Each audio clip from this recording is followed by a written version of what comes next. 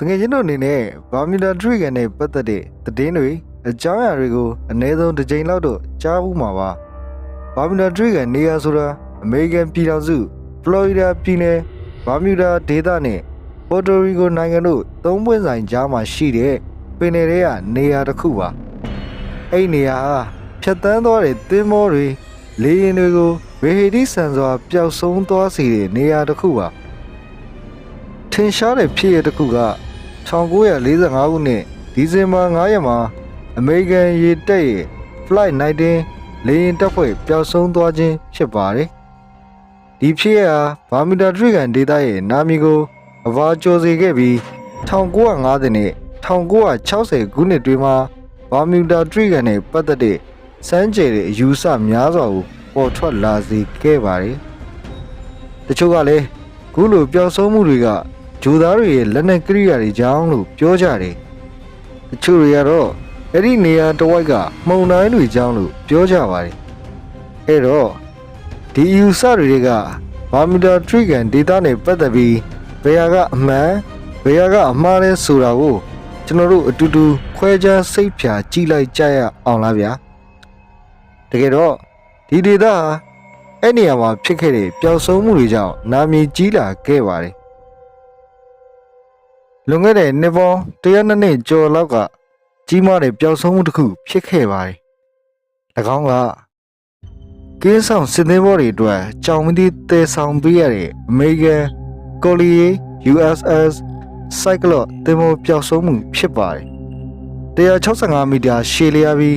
1918ခုနှစ်မှာကြောင်မီးသွေးတန်ချိန်11000နဲ့သင်္ဘောမှာအမှုရန်300ကျော်ကိုတင်ဆောင်လာတဲ့ဒီသင်္ဘောဟာဘာမီတာထရီကန်ဒေသအရောက်မှာထူးခြားဆန်းကျယ်စွာပျောက်ဆုံးသွားခဲ့ပါတယ်။ကယ်ဆယ်ရေးသမားတွေဟာလူသေးအလောင်းကိုမပြောနဲ့သင်္ဘောက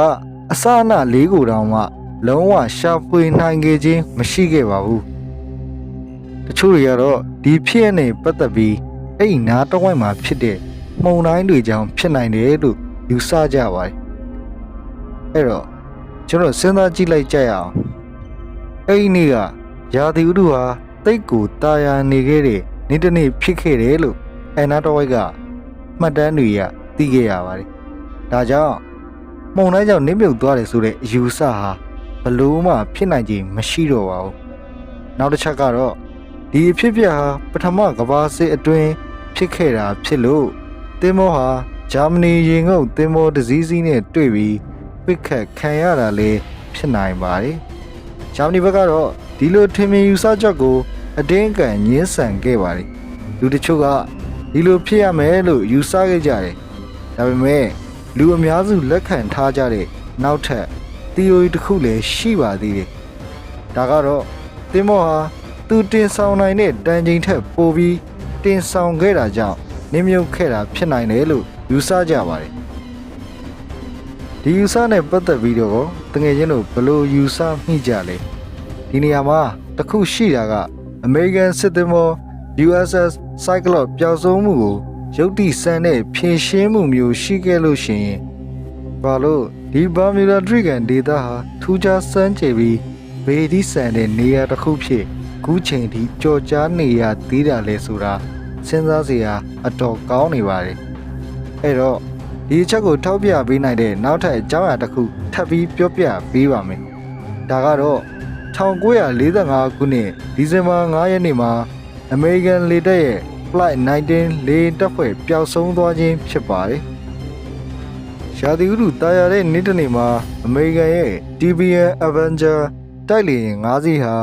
ဖလော်ရီဒါခြေစိုက်စခန်းကနေပုံမှန်တိုင်းလေ့ကျင့်ပြန်သန်းမှုလုပ်ခဲ့ပါတယ်။တနေရာရောက်မှာတော့အဲ့ဒီလေယာဉ်5စင်းလုံးနဲ့လေတပ်သား14ယောက်ဟာရုတ်တရက်ရေဒါကနေပျောက်ဆုံးသွားခဲ့ပါတယ်။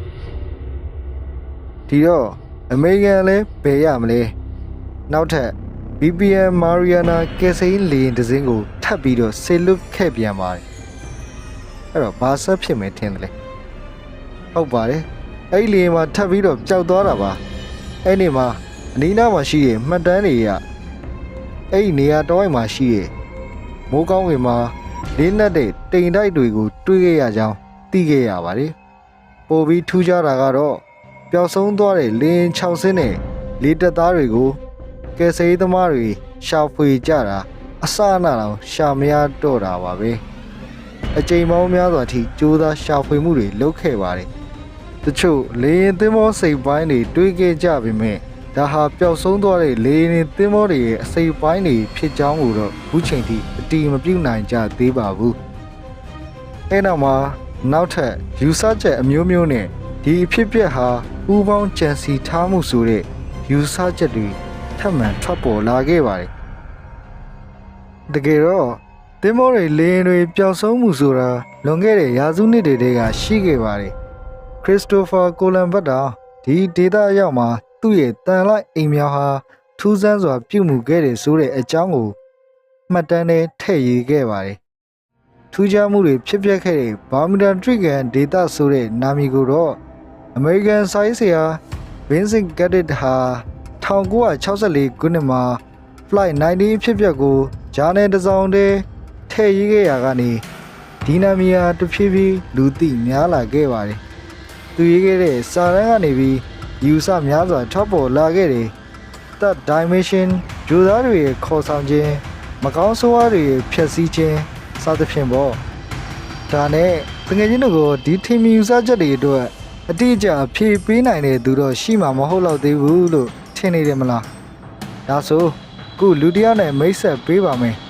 အဲ့ဒီဒေတာကနေအသက်ရှင်နေရပြန်ထွက်လာတဲ့လေယာဉ်ပိုင်းလို့သူ့နာမည်က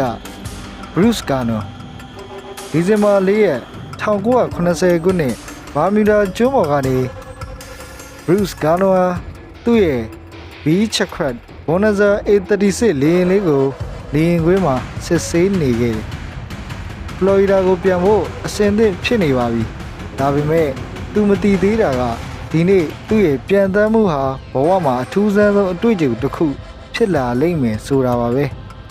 လေယာဉ်ပုံမှန်တိုင်းလေထဲကိုပြန်တမ်းသွားခဲ့တယ်ဒါပေမဲ့အန်ဒရိုစ်ကျွန်းပေါ်ရောက်တဲ့အခါမှာဘရုစ်ရဲ့မျက်လုံးထဲမှာထူးဆန်းတဲ့အရာကိုတွေ့ခဲ့ရတယ်သူ့ရှေ့မှာထူးခြားဆန်းပြတဲ့တိမ်တိုက်ကြီးတစ်ခုပေါ်လာတယ်တိမ်တိုက်ကနေခရမ်းလွန်ရောင်ကြီးတွေလိုအပြာရောင်ဖြော့ဖြော့အလင်းတန်းတွေထွက်နေတယ်တိမ်တိုက်ဝဲခဲ့ကြီးတစ်ခုလိုလှည့်ပတ်နေတာပေါ့ဒါပေမဲ့သူဒီတိမ်တိုက်ကြီးကိုရှောင်မောင်းဖို့တတိဝင်လာတဲ့အခါမှာတော့အရာအလုံးကနောက်ကျသွားခဲ့ပါပြီတိမ်တိုက်ကြီးကလေရင်ကိုစုပ်ယူသွားတယ်လို့မျိုးလေရင်တစ်ခုလုံးစူညံတန်တွေနဲ့တုန်ခါသွားတယ်မိခလုတ်တွေအားလုံးမှိန်သွားတယ်လေပေါ်မှာရှိတဲ့ကရိယာတိုင်းအလုတ်လုတ်တာရက်သွားတယ်သူပြောတာတော့အာကာသထဲရောက်သွားတယ်လို့ပါပဲတဲ့ဘရုစ်ရဲ့နှလုံးခုန်တော့မြန်လာတယ်သူရှိမှာအဖြူရောင်မြူတိန်တွေနဲ့အပြာရောင်လင်းတန်းတွေသာမြင်ရတော့တယ်လေယာဒီထူးဆန်းတဲ့တိမ်တိုက်ထဲမှာ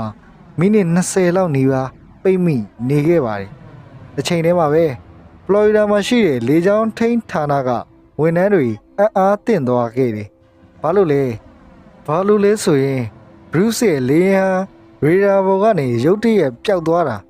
ဒါပေမဲ့48မိနစ်အကြာမှာရေဒါဘော်မှာဘရုစ်ရဲ့လေယာဉ်ပြန်ပေါ်လာပါတယ်ဒါပေမဲ့သူတို့မျက်လုံးတွေကိုမယုံကြည်နိုင်စရာကောင်းလာအောင်လေယာဉ်ဟာသူတို့မျှော်လင့်ထားတဲ့နေရာထက်မိုင်ပေါင်း100ကျော်ရှေ့ရောက်နေပြီဖြစ်ပါတယ်လေယာဉ်ပြန်တန်းခဲ့တဲ့နှုံးဟာတကယ်တမ်းမိုင်320ကီလိုမီတာနှုန်းနဲ့ကိုပြန်တန်းခဲ့တာပါဒါပေမဲ့သူ့လေယာဉ်ရဲ့အမြင့်ဆုံးနှုန်းထက်တော်တော်လေးကိုကျော်လွန်နေပါတယ်လေယာဉ်ဆင်းသက်ပြီးတဲ့အခါမှာဘရုစ်ဟာချွေးတွေပြန်နေတယ်သူ့နာရီကိုကြည့်လိုက်တယ်သူပြန်တန်းခဲ့တဲ့အချိန်ဟာပုံမှန်ထက်28မိနစ်ခန့်စောနေတာကိုတွေးလိုက်ရတယ်ဒါဟာ85မိနစ်ခီးကို48မိနစ်ထဲနဲ့တွာလာနိုင်ခဲ့တာပါနောက်ပိုင်းမှာဘရုစ်ဟာသူ့အတွေ့အကြုံကို electronic mutant electronic fault and time warp အချိန်တကားပေါက်လို့ရည်ညွှန်းခဲ့ပါတယ်သူပြောတာကဒီနေရာမှာကျွန်တော်တို့မသိသေးတဲ့ယူပပေတာနေရာမှာရှိနေတယ်ဘာမူဒါထရစ်ကန်ဟာအချိန်နဲ့အာကာသကိုကွင်းညွတ်စေနိုင်တဲ့တကားပေါက်တစ်ခုဖြစ်နိုင်တယ်လို့လေသူကဆိုထားပါသေးတယ်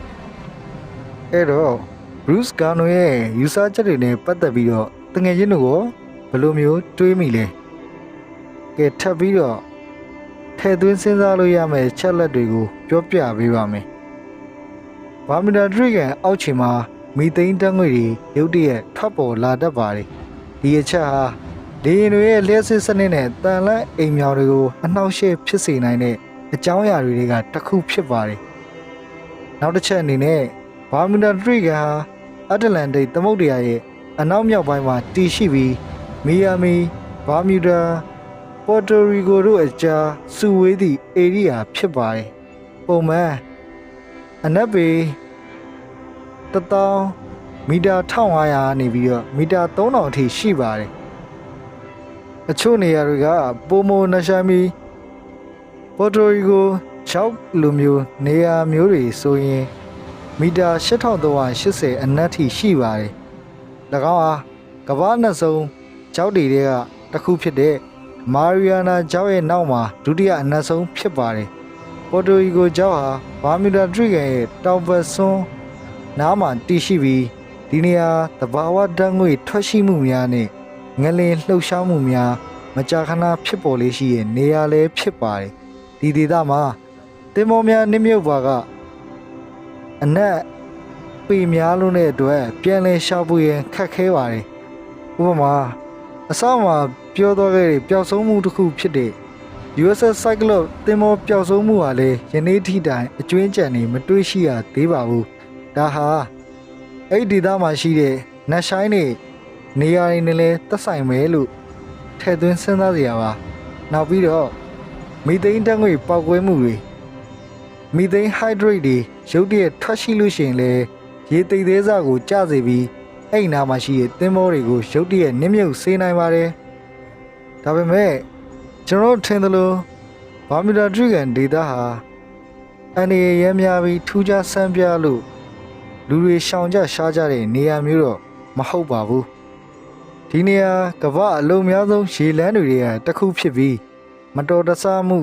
ဖြစ်နိုင်ခြေမြင်ပါပါတယ်။အလုံးမင်းချက်ကပြောဆိုကြတဲ့စကားတွေ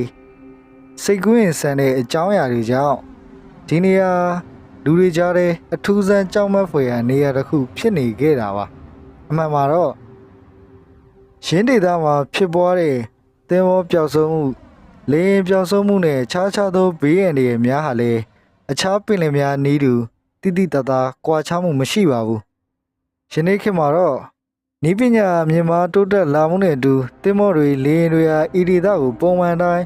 ဖြတ်တန်းသွားလာနေကြသေးပဲဖြစ်ပါတယ်ကြီးမားတဲ့ပြဿနာတွေတော့မရှိသေးပါဘူးဒုတိယကမ္ဘာစစ်ကာလလောက်ထဲကစပြီးတော့ဤဒေသမှာပျောက်ဆုံးမှုပျက်စီးမှုတွေဟာတိတိတတ်တာညော်နေလာခဲ့ပါတယ်တခုသတိထားမယ့်ချက်ကတော့မှောင်တိုင်းများဖြစ်ပေါ်နိုင်တဲ့ဇွန်လတွေနိုဝင်ဘာလတွေမှာသွားလာမယ်ဆိုရင်အထူးသတိထားသွားလာကြရင်ဖြစ်ပါတယ်အချုပ်ပြောရရင်တော့ဘာမီတာဒရိကန်ဒေတာဟာသဘောအန်ရီတွေလူသားတွေအမားတွေနဲ့ပေါင်းဆက်ထားတဲ့ဒေတာတစ်ခုဖြစ်တော်လဲဒီနေ့ခေတ်မှာသိပ္ပံနည်းကျစီမံခန့်ခွဲမှုတွေကြောင့်အရင်အထက်ဆိုင်အန်ရီအတော်လေးနှဲပါလာခဲ့ပါတယ်ဒါပေမဲ့မှောင်တိုင်းနဲ့ရေအောက်ဘူမိပေဒဆိုင်ရာအန်ရီများကိုတော့အမြဲတတိထားဖို့လိုပါတယ်မြတ်အဲ့တော့ဘာမီတာဒရိကန်ဒေတာတကယ်ဖြစ်ရဆိုတွေတဘာဝဘေးရန်တွေလူသားတွေရဲ့ခြေကားပြောဆိုမှုတွေဒါတွေကြောင့်ထူးခြားဆန်းပြတဲ့နေရာတစ်ခုဖြစ်နေခဲ့တာပါဒါပေမဲ့ယနေ့ခေတ်သိပ္ပံပညာရှင်တွေကဒီအကြောင်းအရာတွေနဲ့ပတ်သက်ပြီးအချက်အလက်တွေနဲ့အဖြေကိုအမြဲတမ်းရှာဖွေဖော်ထုတ်နေပါတယ်ဘာမီတာဒရိကန်လိုနေရာမျိုးကစူးစမ်းလူစိမ့်နဲ့ကြောက်ရွံ့မှုတွေကိုအမြဲလှုံ့ဆော်ပေးနေတဲ့နေရာမျိုးပါတကယ်ချင်းတို့ရဲ့သုံးသက်ချက်တွေကိုလည်းကောမန့်မှာရေးသွားပေးခဲ့ကြပါဦးကျွန်တော်ကတော့ Diary Studio ကကြော်ဖြစ်ပါတယ်